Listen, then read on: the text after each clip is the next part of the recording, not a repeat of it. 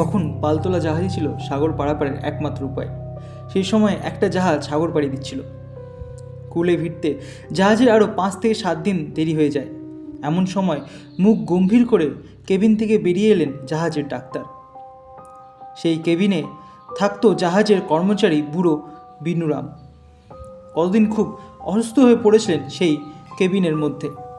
Doctor বেরিয়ে আসতে জাহাজের ক্যাপ্টেন এবং অন্যান্য কৌতূহলী দৃষ্টিতে তাকিয়ে দেখল সেই ডাক্তারের দিকে। তাদের মৌন দৃষ্টির ফুটে উঠল দুশ্চিন্তায়। কেমন আছেন আমাদের বুড়ো বিষুমরাম? ডাক্তার মাথা নেড়ে বললেন, না, আরও কে বাঁচাতে পারলাম না, লোকটা মারা গেল। বিষুমরামকে সকলেই ভালোবাসত, সে আর বেঁচে নেই শুনে সকলেই বিষণ্ণ হয়ে পড়ল। জাহাজের ওপরে মাঝসাগরে কেউ মারা গেলে তাকে সল্লি সমাধি দেওয়ার হয়, কিন্তু বুড়োকে সকলে ভালোবাসত বলে ক্যাপ্টেন বললেন, আর মাত্র 4টা দিনের ব্যাপার, জাহাজ গিয়ে কুলে ফিরবে, তাই আর বুড়ো বিষুমকে জলে আর এইভাবে সমাধি দেব না।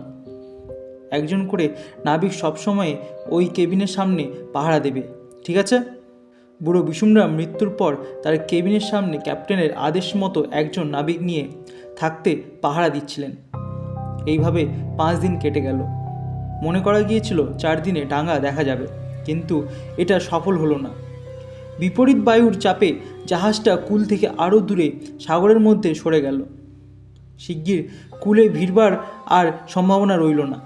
ক্যাপ্টেন জানালেন, আর মৃতদেহ আটকে রেখে লাভ নেই। আজ রাত পেরোলেই কাল সকালে আমরা ওই মৃতদেহ জলে ভাসিয়ে দেব। সেদিন রাত্রে কেবিনের সামনে পাহারা দিচ্ছিল এক নাবিক। একটা কাঠের দেওয়ালের উপর পেরেকের মধ্যে একটা লণ্ঠন ঝুলছিল।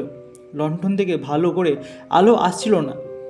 আলোটা বাড়ানোর জন্য সে উঠে দাঁড়িয়ে লণ্ঠনটা বাড়াতে গেল। সেই নাবিকটা পর মুহূর্তে দড়াম করে একটা শব্দ শোনা গেল সেই ঘরের দরজার দিক থেকে। কেবিনের দরজা দুটো হাট করে খোলা। অত শক্ত করে বন্ধ করা দরজা বিনা কারণে প্রচণ্ড শব্দে খুলে যাওয়ার বুকটা ছ্যাত করে উঠল। কী করে খুলল? সম্ভব অসম্ভব চিন্তা মুহূর্তের মধ্যেই তার মাথার ভিতর দিয়ে ঘুরে গেল। ভালো করে ব্যাপারটা বোঝবার আগে ভেতর থেকে একটা পায়ের চলাফেরার শব্দ শুনতে পেল। ম্যাকুম চমকে উঠল। তার হাত গেল লণ্ঠনের ঝোলানো মরচে পড়া সেই আলনার দিকে। লণ্ঠনটাও পড়ে চারদিকে অন্ধকার হয়ে গেল সেই মুহূর্তেই। পেছন ফিরে ম্যাকুম বড় বড় পা ফেলে উঁচু ডেকে ওঠার সিঁড়ি বেয়ে 3 তলায় লাফ দিয়ে উঠে পড়ল। তারপর ঘাড় ফিরে দেখেই শিউরে উঠল। 8 ফুট লম্বা একটা লোক পা ফেলে সিঁড়ি দিয়ে পায়চারি করছে। ব্যাপার ভয়ঙ্কর দেখে ম্যাকুম দৌড়ে সামনের দিকে এগিয়ে গেল। সেখানে অনেকগুলো নাবিক শুয়েছিল, অনেকে ঘুমোচ্ছিল, আর যারা জেগে বসেছিল তারা নীল আকাশের বুকে চাঁদের খেলা দেখছিল। মেঘের মধ্যে তারা কেমন যেন হারিয়ে যাচ্ছে। তারা পায়ের শব্দ পেয়ে সেদিকে ফিরে তাকালেন। তারপরই তাদের চোখ পড়ল ম্যাকুমের পেছনে একটু দূরে ডেকের বারান্দার ধারে।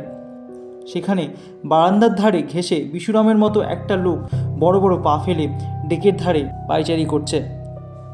বুড়োকে দেখে জেগে থাকা নাবিকরা ভয়ে ভয়ে সব দৌড়তে শুরু করলো।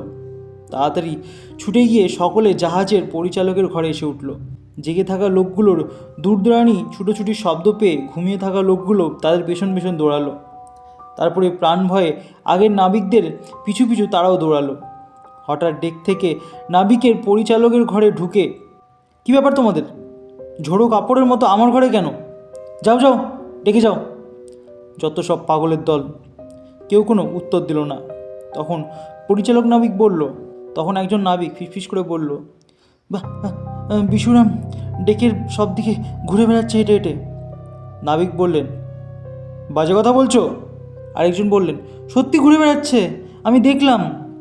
বিষুরামের আত্মা এদিক ওদিক ডেকে চলাফেরা করছে। পরিচালক বললেন, থামো, আমি গিয়ে দেখছি। তোমরা সব ভিতর দল। ভিড় করে দাঁড়ানো নাবিকরা দুদিকে সরে গেল এবং পরিচালক গটগট করে বেরিয়ে গেলেন ঘটনার জায়গাস্থলে। ডেকের উপর নেমে এসে দেখে সত্যিই বিষুরামের মতো একজন লোক পেছনে হাত দিয়ে একবার এদিক যাচ্ছে আরেকবার ওদিক যাচ্ছে। তার ভঙ্গিটাও একদম বিষুরামের মতো। এই দেখে পরিচালকের গলা শুকিয়ে গেল।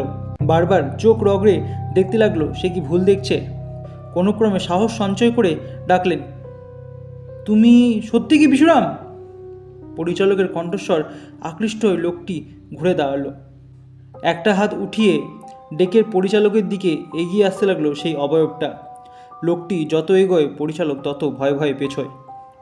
তখন একটা বাঁকের কাছে এসে পিছন ঘুরে দৌড় দেয় সেই নাবিক। তারপর ক্যাপ্টেন তখন ঘুমিয়ে। জোরে দরজা খোলার শব্দ পেয়ে উঠে দাঁড়ালো ক্যাপ্টেন। পরিচালক এসে দাঁড়িয়ে বললেন, কি হয়েছে? ক্যাপ্টেনকে এইভাবে জিজ্ঞেস করতে দেখে পরিচালক সব কথা ঝরঝর করে বলে দিল। ক্যাপ্টেন বলল, যাও যাও, ভূতকে বলবে এত রাত্রে ঘুমোতে। এই বলে ক্যাপ্টেন নেশার ঘোরে আবার ঘুমিয়ে পড়ল। বেশ কিছুক্ষণ পরে আসল ব্যাপারটা বোঝা গেল।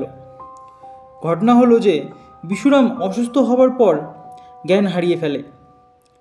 অজ্ঞাত হয়ে অনেক দিন পড়ে থাকে আর একটা অদ্ভুত রোগ ছিল তার। যখন সে অজ্ঞান হয়ে পড়ে তখন দিনের পর দিন সে ওইভাবেই থাকে। তখন তাকে দেখলে মনে হবে যে সে মারাই গেছে। ডাক্তার সে খবর জানতো না এবং সেই দেখে বলেছিল বিশুরাম মারা গেছে।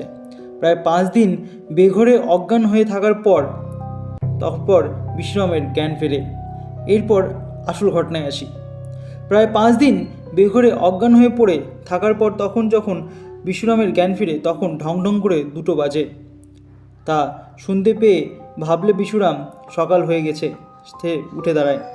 তাই দুহাতে কেবিনের দরজা খুলে চেঁচিয়ে বেরিয়ে আসলো আর অন্ধকারেই তার পোশাক খুঁজতে থাকে।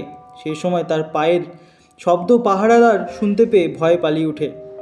বিশুরামের ভাগ্য হয়তো খুব ভালো ছিল, এই কালকেই তাকে সমাধি দেওয়া হচ্ছিল, তার আগে সে জেগে উঠল, নাহলে অপঘাতে লোকটা মারাই যেত।